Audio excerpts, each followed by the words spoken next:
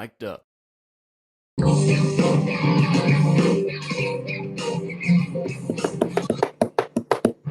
Thank you for coming tonight to Yankees Coast to Coast. Ooh, are you hearing that okay? I'm hearing it just fine. You're a Okay. little tinny, but we'll figure it out in the edit. Tinny? I've always been a little tinny. Anyway, this is Adam. This is Michael. We are here to talk Where? about the Yankees.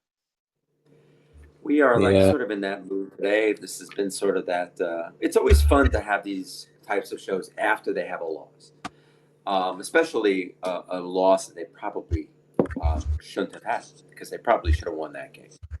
So but it's funny. We like to talk about these things. The whole focus of this one today is to sort of take the temperature and find out really why are the Yankees always swooning every year.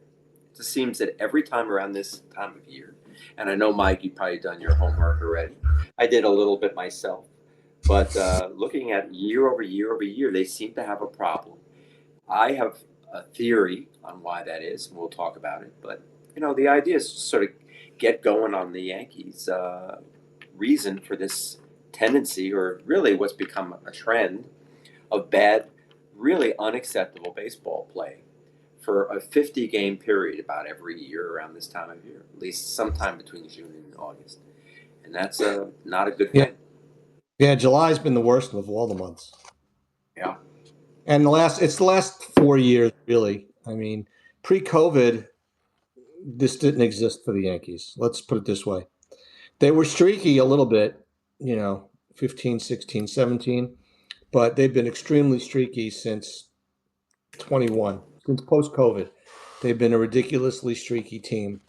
Um, if you go through all the years of all the things that are going on, in 21, they were 29 and 25 at June 1st. 22, they were 34 and 15 on June 1st. Then Unbelievable. Remember? 23, they were 34 and 24. 24, they were 40 and 19 last year on June 1st. And this year, they were 35 and 22 on June 1st, Yeah. going into the games of June 1st. So, and 3 out of those 5 years, the Yankees had losing records in June. One year they were 14 and 13, which was last year.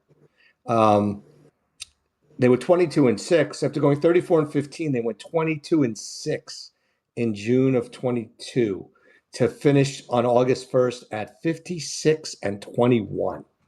They were out of control and then stunk in July and August. Yeah, I mean it. You see, I've always thought that really streaky teams are bad teams. Good teams don't lose a lot. They don't win a lot necessarily. They just or they win consistently. They win, four. They win. They try to win 600% of the game or 6 out of 10 games. The goal is always to win 6 out of 10 games.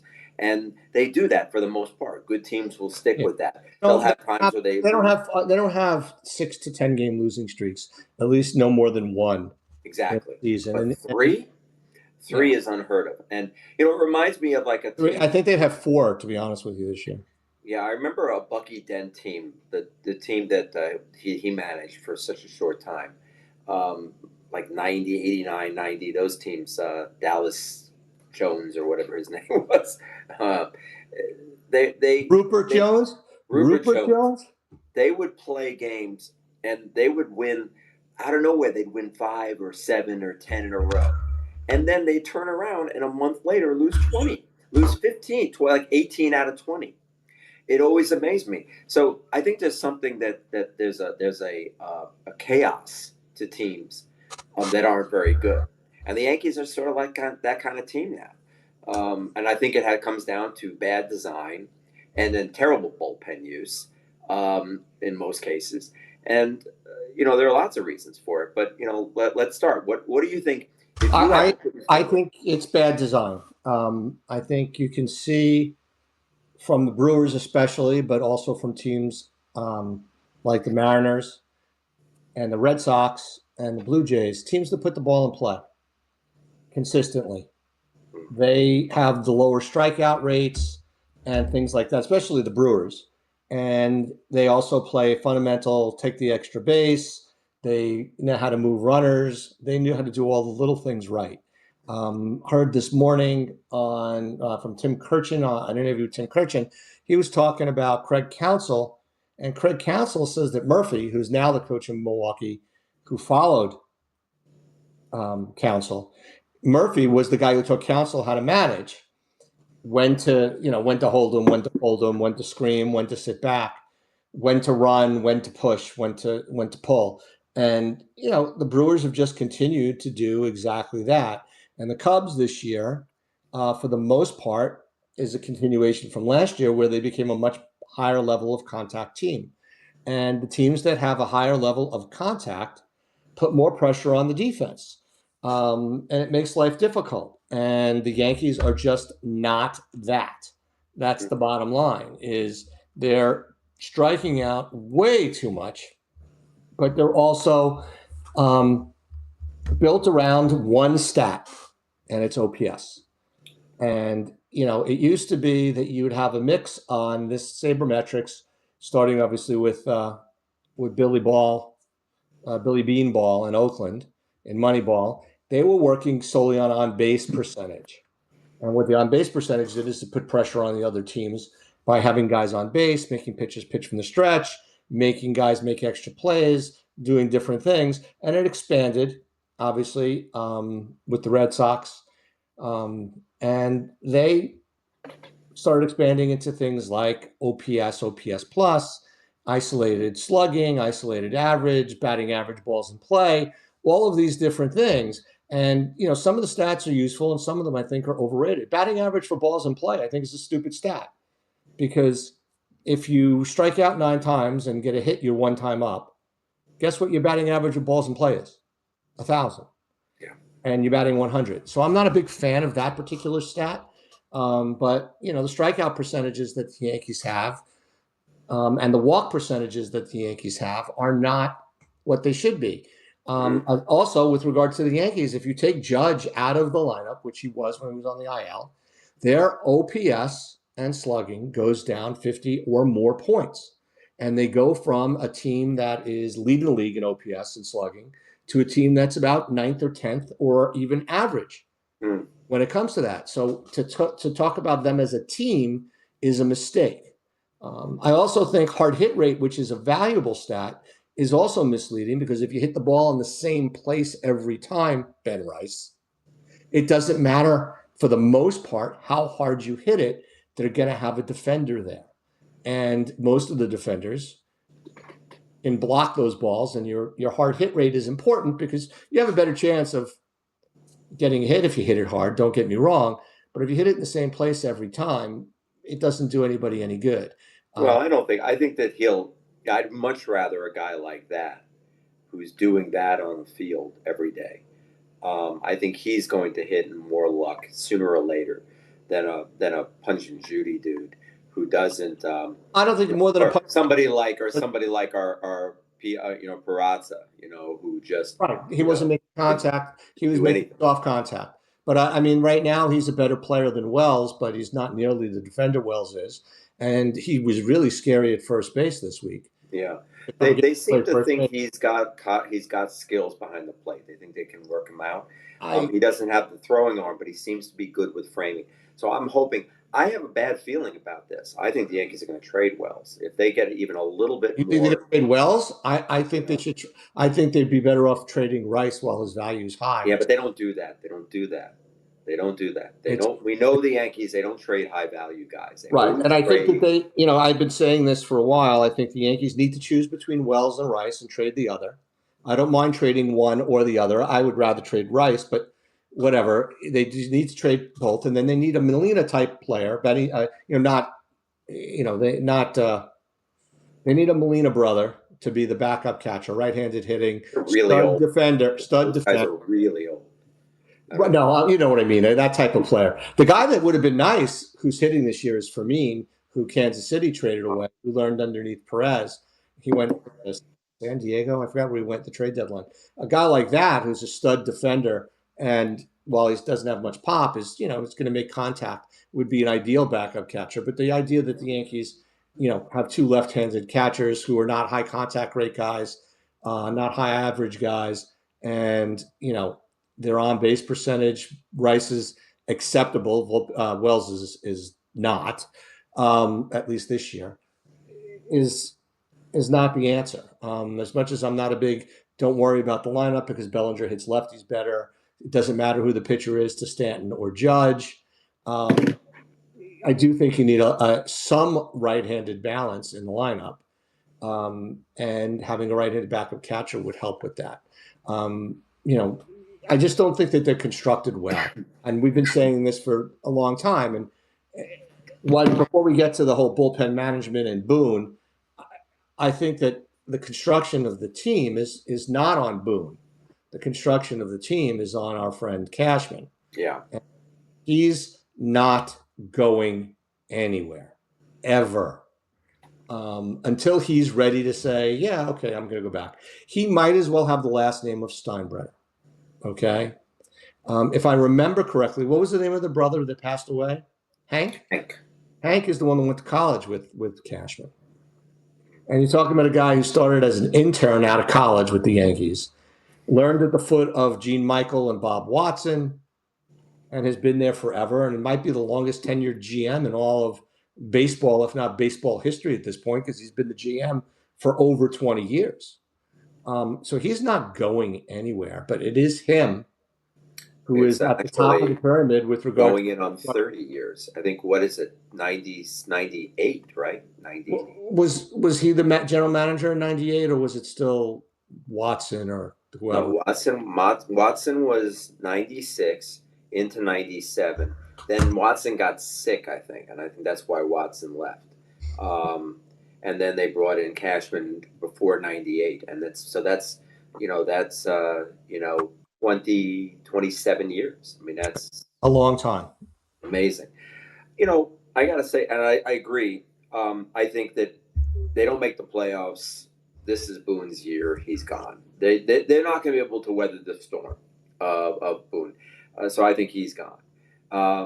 Cashman probably stays, though I love the emeritus role. They did it for Stevie Donahue. Why don't they do it for him? Well, Stevie Donahue was the trainer. It's a lot different. Well, Cashman move him up, make him you hit the president. nail. You hit the nail on the head. By the way, Who's the president of the Yankees? Right. Cashman's been the GM from '98. So who's the president of the New York Yankees right now? It's is it still that clown with the hair? The clown with the hair. Is like the blonde dude. Talking about. Is it Lon Trust? He's not a clown with the red, but there's another dude who always makes me laugh when I see him. He's a lawyer, and everything he says, he sounds like he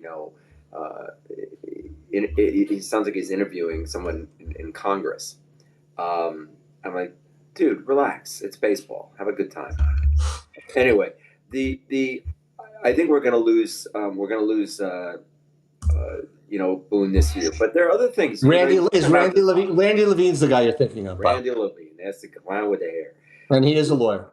But here's my thinking though about it's not just it's bad design, but it's not you talk about the hitting, it's bad approach. It's the same thing. Every hitting coach they ever have, every year is going to be different, and every hitting coach does the same thing. They all go for launch angle OPS. They're all trying to hit 100 home runs. It's all about let Judge and let Stanton save us. Get to the playoffs and let those guys hit bombs, and we'll everything will be good. That's been the way it's been for years. Well, I agree, and the problem is that the lineup is a puzzle.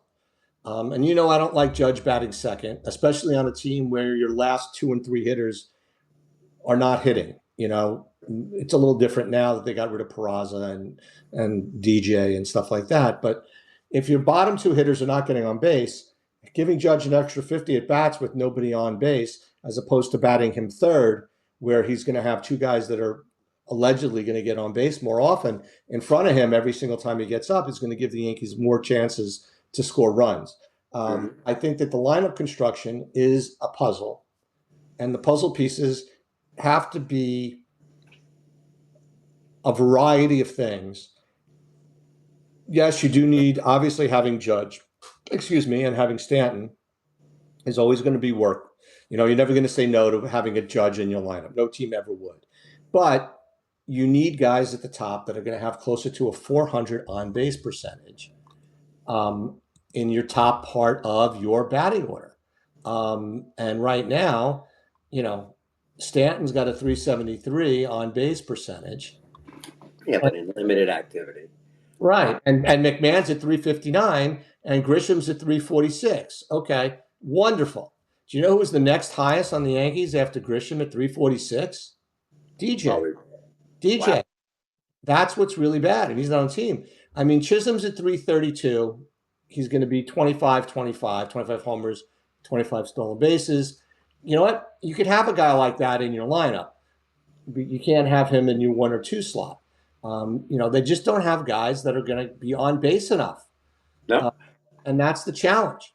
And you need guys that are going to have at least one guy is going to have a 360 to 380 on base percentage batting in the top 2 slots in your batting order. And then he could be a punch and Judy hitter. He could even have an OPS below 700 and not be an OPS guy. But if he's got an on base percentage between 360 and 380, he's going to be on base for Judge. And that's the bottom line. You need guys on base for Judge. You need another guy that's going to hit second that's going to have an on base percentage that's between 340 and 360. Yes, it would be ideal. Matter of fact, the stats this year that Grisham has would be a good number 2 hitter on this team, even though I still don't think a strikeout rate of 21% is something that you want. But he does have a 13% walk rate. So I don't have a problem with Grisham if he was batting second on the team. He's not a leadoff guy. You don't have enough guys on base for Judge. That's And right. then you could have a Stanton, assuming he's healthy, and obviously he's whacking the hell out of the ball right now. Until they play him just that one extra inning in right field, and then we wish we'd never had this conversation. Well, yeah, I didn't have a problem. He played the extra inning in right field yesterday. It cost them 1 foul ball, and that didn't cost them anything because they got out of the inning. Yeah. So I'm not that worried about it. And even if you have a lefty righty type platoon situation like they tried to do with Goldschmidt and Grisham at the top of the order, with Grisham against righties and Goldschmidt against lefties, that's not a bad idea. I mean, they at least tried something there. Dominguez, Mr. Hot and Cold, is now not even playing. So who knows? If he's not going to play against righties, he certainly shouldn't be playing against lefties. But a guy like Volpe having an on base percentage of 288 is just not acceptable. It's true, and that's going to be an area that you really have to fix things here. But another thing is we have to put, we give Judge all the credit in the world for saving the team. We also have to give him some of the heat for not being so great. Since I noticed something, he's hitting 235 since June 12th. Now he missed a lot of games. Since June 12th or July 12th? I thought it was July 12th. June 12th. That's a long. So Yeah, he's 36 for 153. Okay. He's got 12 home runs.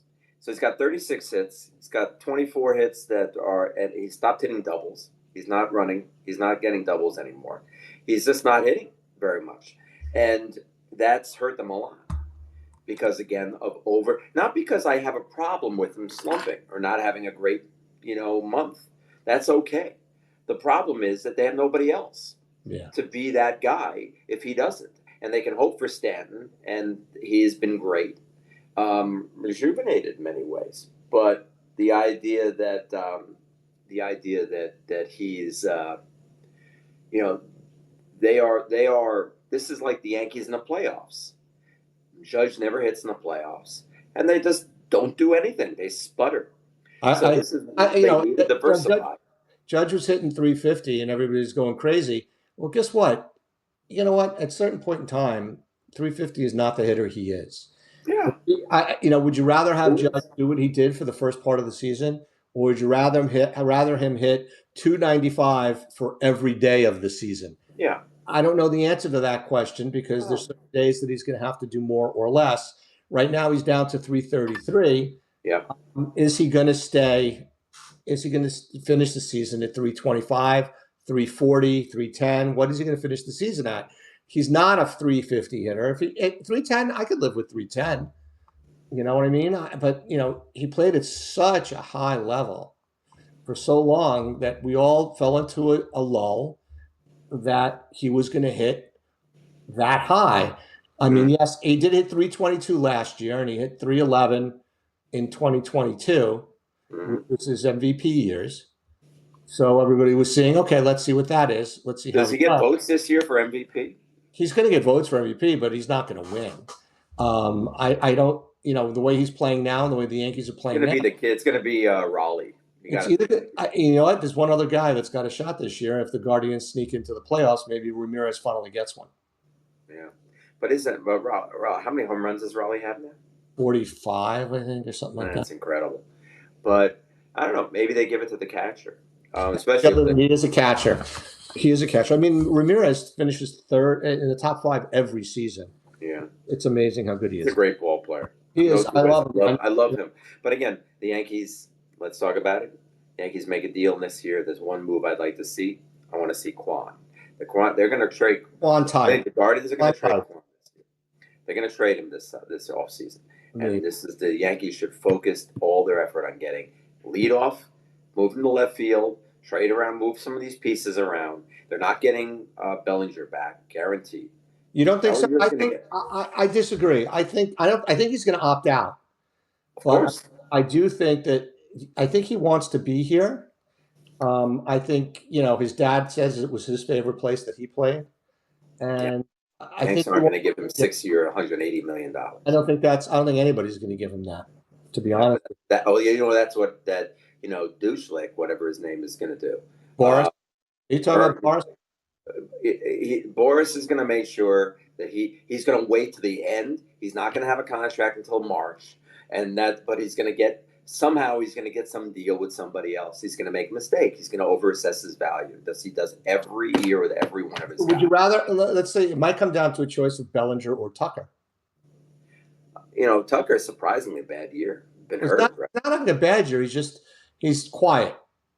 You And know, the Cubs have gone into a spin, and he's got into a spin with them, as has Suzuki and has a bunch of other guys. I think that the Yankees have to figure out a way. And getting back to my leadoff hitter story, I know Kramer hates this. Not that I should be mentioning Kramer's name. I have the bobble right here as well, right next to my Sharky bobblehead. But Kramer hates the idea of bringing um, Bo Bichette in to play shortstop. And Bichette, when he's not hurt, which is more frequent than it should be, is a 360 on base guy. yeah. And he's a stud fielder. So there's a guy that, and he's got a little bit of pop. Volpe's got more pop than him, if you want to call Volpe having pop. But if Bichette could come in here and be their leadoff guy, you kill two birds with one stone, and you get a right-handed bat in there because that's what he is. But he is also injury prone, which always scares the crap out of everybody, and as well it should. All right, Um, but okay. I don't know how much money he's going to make, and whether the Blue Jays are going to let him walk, especially if the Blue Jays win all of a sudden. I don't know what they Yeah. have in the All thing. right, we got great shows ahead of us to talk about trades and Right. what the Yankees could do. Let's talk about.